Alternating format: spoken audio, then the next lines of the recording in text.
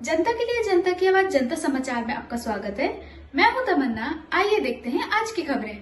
लोहिया जी के सपनों को साकार किया है नीतीश कुमार जी ने, ये कहना है जदयू प्रदेश अध्यक्ष सूरज जायसवाल जी का। आज समाजवादी चिंतक एवं महान नेता डॉक्टर राम मनोहर लोहिया जी की जयंती के अवसर पर जनता दल यूनाइटेड मध्य प्रदेश द्वारा श्रद्धांजलि कार्यक्रम आयोजित किया गया। इस अवसर पर लोहिया जी के चित्र पर माल्यार्पण कर उन्हें भावभीनी श्रद्धांजलि अर्पित की गई। कार्यक्रम को संबोधित करते हुए जदयू प्रदेश अध्यक्ष सूरज जायसवाल ने कहा कि लोहिया जी के समाजवादी विचार आज भी प्रासंगिक है और उनके सपनों को साकार करने का कार्य नीतीश कुमार जी द्वारा किया जा रहा है। उन्होंने कहा कि समाजवादी आंदोलन की मूल भावना के अनुरूप बिहार को सामाजिक न्याय का प्रतीक बनाने में नीतीश कुमार जी की महत्वपूर्ण भूमिका रही है। श्री जायसवाल ने कहा कि लोहिया जी का मानना था कि जब तक समाज की अंतिम पंक्ति में बैठे व्यक्ति को सामाजिक न्याय नहीं मिलेगा तब तक स्वतंत्रता और सामाजिक समरसता का कोई वास्तविक अर्थ नहीं है। उन्होंने कहा कि आजाद भारत की लोकतांत्रिक व्यवस्था में सभी नागरिक समान है, न कोई बड़ा है और न ही कोई छोटा है। जब तक सामाजिक न्याय का लाभ समाज के प्रत्येक व्यक्ति तक नहीं पहुंचेगा तब तक स्वतंत्रता के मायने अधूरे रहेंगे। इस अवसर पर जदयू के जिलाध्यक्ष श्री सुभाष जायसवाल, इमाम खान, संतोष नेमार, रामगिरीश वर्मा, उदय पाटिल सहित अन्य पदाधिकारी एवं कार्यकर्ताओं ने भी अपने विचार व्यक्त किए और लोहिया जी के आदर्शों पर चलने का संकल्प लिया।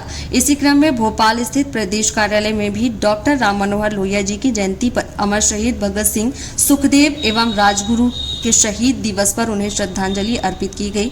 इस अवसर पर प्रदेश संगठन मंत्री आलोक कुमार, महासचिव सुभाल सिंह सिसोदिया, कार्यालय प्रभारी अयाज अली, भोपाल जिलाध्यक्ष नईमुर रहमान, गुड्डू भाई, जबी उल्ला खान, बालबीर रजक, राहुल सोलंकी, मोहन डांगे, घनश्याम, राजकुमार, ब्रिजेश सहित अनेक कार्यकर्ता उपस्थित रहे।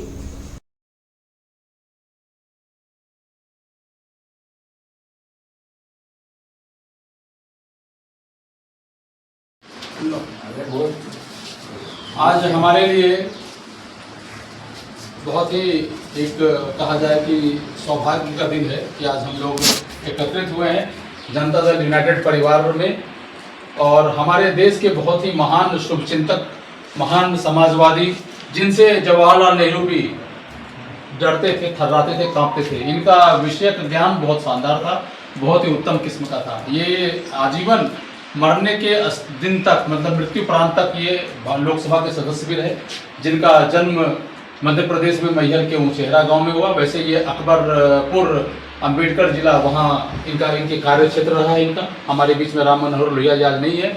हम उनकी 117वीं जयंती मनाने के लिए यहाँ पे एकत्रित हुए हैं, जो हमारे देश के बहुत बड़े समाजवादी नेता थे, चिंतक भी थे, और समाज के ऊपर समाज का उत्थान कैसे किया जा सकता है, किन किन नीतियों और सिद्धांतों के साथ किया जा सकता है, ये हमेशा सरकार को हाशिए पर रखते थे। तो साथियों, हम लोग ये प्रण लें, कसम खाएं, संकल्प लें कि इनके पद चिन्हों पे इनके सिद्धांतों को याद रखें और कैसे उनको आगे बढ़ाया जा सकता है उस पर हम लोग कार्यशील भी रहें।